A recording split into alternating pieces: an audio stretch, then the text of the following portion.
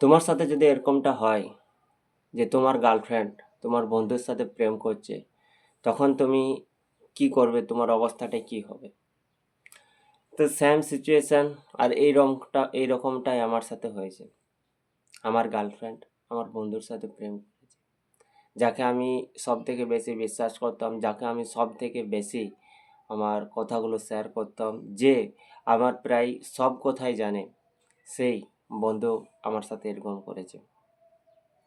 আমার গার্লফ্রেন্ডকে সে ফাঁসিয়ে পর তার সাথে কথা বলেছে, তার সাথে মানে তার সাথে সম্পর্ক করেছে, আমার গার্লফ্রেন্ডকে ফাঁসিয়ে। কতটা বেদনাদায়ক! যাদের এরকম সিচুয়েশনটা হয়েছে, যারা এরকম সিচুয়েশনে পড়েছে তারাই জানেন, যাদের ব্রেকআপ হয়েছে তারাই জানে। তখন যতটাই নিচে নামার সেই ছেলেটা ততটাই নিচে নামে, যতটাই নিচে নামার প্রয়োজন। কারণ যখন এরকম সিচুয়েশন ঘটে, যত সব রাজ্যের টেনশন যেন চলে আসে মাথার উপরে। সব বারবার একটা কথাই মনে হয় যে আমি যাকে এত বিশ্বাস করেছিলাম, যাকে এত ভরসা করেছিলাম, সেই আজকে আমার সাথে এরকম করলো। তুমি ভেবে দেখো, আমি জাস্ট বিশ্বাস করে পর আমি ওকে কথা বলতে দিয়েছিলাম। আমার যখন সময় হচ্ছিল না, গার্লফ্রেন্ডকে হয়তো আমি কাজে ব্যস্ত হয়ে যাচ্ছিলাম, তখনই আমি এরকম প্রথমে তো আমি নাম্বার দিইনি, কনফারেন্সে কথা হয়। তারপর ওই করতে করতে কনফারেন্সে কথা বলতে বলতে হয় দুজনেরও দুজনকে ভালো লেগে যায়। তারপর ওরাই হয়তো নাম্বার নেই, বা আমিই নাম্বার দিয়েছিলাম নাকি সেটা আমি জানি না।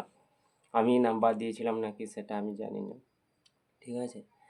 তারপর যখন আমি একটু কাজের মধ্যে ব্যস্ত হয়ে যাই, ভালোই কাজের মধ্যে ব্যস্ত হয়ে যাই, খুব কম সময় দিই। তারপরে সেই সময়টায় 24 ঘন্টায় ফোন করতে থাকে আমার বন্ধুকে, আমার গার্লফ্রেন্ড আমার বন্ধুকে ফোন করতে থাকে। এরপর ধরো আমি, আমার বন্ধু, আমি জানি ও কোন কোন ভাষায় কথা বলে, কি ভাষায় কথা বলে, কিভাবে কথা বলে। সেম সিচুয়েশনটা যখন আমি আমার গার্লফ্রেন্ডের কাছ থেকে দেখতে পাই, জানতে পাই, শুনতে পাই, তখন আমি তাকে জিজ্ঞাসা করি যে তুমি কি ওর সাথে কথা বলতে? আমি নাম ধরে বলি যে তুমি কি ওর সাথে কথা বলো? ও মানেনি, না ওর সাথে কথা বলেনি, মাঝে মাঝে কথা বলা হয়। আমি তখন ওকে একটা কথাই বলি যে তুমি যদি ওর সাথে না কথা বলো, তুমি ওর মতো করে কথা বলতে তুমি কখনোই পারবে না। কারণ ওই ছেলেটার সাথে তুমি প্রায় অনেক কথা বলেছো, অনেক মেলামেশা করছো, তাই তুমি ওর মতো করে কথা বলছো। এটাই আমি ওকে বলি। কিন্তু না, কিছু তো মানতে চায়নি, কেউ রাজি না, দুজনের মধ্যে কেউ রাজি হতে চায়নি যে কথা বলি বলে কেউ রাজি হতে চায়নি। কখনোই কেউ রাজি হলো না দুজনের মধ্যে। তারপর এখন তো জানোই স্মার্টফোনের যুগ, ধরতে হবেই। মানে আমার তো একটা সন্দেহ যখন লেগেছে, তখন সন্দেহ তো ক্লিয়ার কাট করতেই হবে। যেহেতু আমার সাথে কথা বলে এখনো পর্যন্ত আমার সাথে ছেড়ে যায়নি আমাকে যে তোমার সাথে আমি ব্রেকআপ করে দেবো। হ্যাঁ, করেছে, ব্লক লিস্ট করেছে, সব কিছুই করেছে। কিন্তু আমি জাস্ট ওকে প্রমাণ দেওয়ার জন্য আমি ওকে যতটাই নিচে নামার ততটাই নিচে নেমেছি, এবং একটা স্মার্টফোন থেকে কিভাবে ধরা যায়।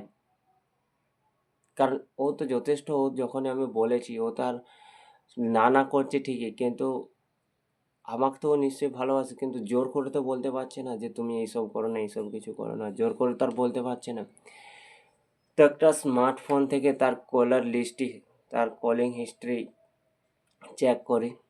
চেক করার পরে দেখি শুধু অন্য কারো নম্বর নেই, শুধু ওরই নম্বর, শুধু ওরই নম্বর আছে। 24 ঘন্টায়, প্রায় 24 ঘন্টার মধ্যে 6 ঘন্টা বাদ দিয়ে শুধু ওর সাথে কথা বলে, আমার সাথে 1 মিনিট, 2 মিনিট, 3 মিনিট এরকম কথা। বাকি এনি টাইম প্রায় সময়ই ছেলেটার সাথে কথা বলে, আমার বন্ধুর সাথে কথা বলে, আমার গার্লফ্রেন্ড। আমি যখন দেখি যে কল হিস্ট্রিটা চেক করি, যখন পুরো মেলে যখন চেক করি, তখন আমি পুরো মাথায় হাত নিয়ে নিই। তারপরেও মানতে রাজি হয় না। মেয়েদের এটা হচ্ছে সব থেকে বাজে অভ্যাস, যে আমি ওকে দেখলাম, আমি দেখালাম, তারপরেও রাজি হচ্ছে না, যে না। তারপরে অনেক বলা হওয়ার পরে যখন মানলো, রাজি হলো, তখন বললো যে আমি আর কোনোদিন করবো না কল। এইসব নাটকটা দেখো ভাই। তখন বললো না আমি আর কোনোদিন কল করবো না। ফির কি করেছে এবার শুনুন। কল করবো না বলে অন্য সিম নিয়েছে, অন্য সিম নিয়ে দুটো মোবাইল ছিল ওর কাছে, অন্য সিম নিয়ে সেই সিম থেকে ওকে ফোন করতো, সেই সিম থেকে ওকে কল করতো। মানে এতটাই ওদের মধ্যে সম্পর্ক তৈরি হয়ে গেছিলো, এতটাই কি বলবো ক্লোজ সম্পর্কে চলে এসেছিলো ওরা। আমার তো মনে হয়েছিল যেন ওরা শারীরিক সম্পর্কে চলে এসেছিল, তাছাড়া এতটা গভীর হবে কি জন্য, বারবার একটা কথাই মনে হচ্ছিল। তারপরেও আমি যখন ওকে জিজ্ঞাসা করি যে কি তুমি কি এখন ওর সাথে ফোন করছো, তুমি কি এখনো অন্য সিম কিনে ওর সাথে ফোন করছো, কারণ আমি বুঝতে পেরে গিয়েছিলাম, কারণ আমি তো ভালোবাসি, আমি বুঝতে পেরে গিয়েছিলাম যে হ্যাঁ ও মানে অন্য সিম কিনে ওকে এখনো ফোন করছে, কিন্তু না, রাজি না। ফির কি করলাম, ওর বাড়িতে একদিন থাকলাম, মানে সেরকম সুযোগ সুবিধাটা ছিল, ওর বাড়িতে থাকার মতো সুযোগ সুবিধাটা ছিল। তোর বাড়িতে একদিন থাকলাম, ওর বাড়িতে পুরো দিন রাত থাকলাম, একটা রুমে কাটালাম।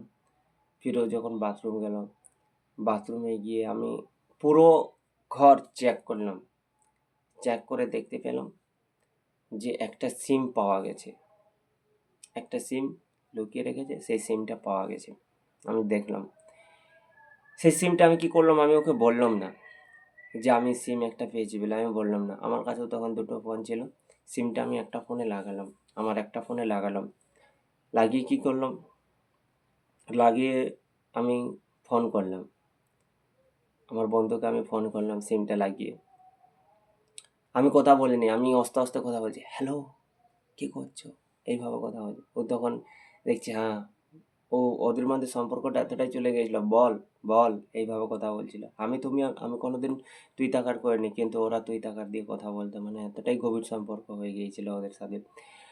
আমি তখনই বুঝতে পেরে গেছি, ওকে বললাম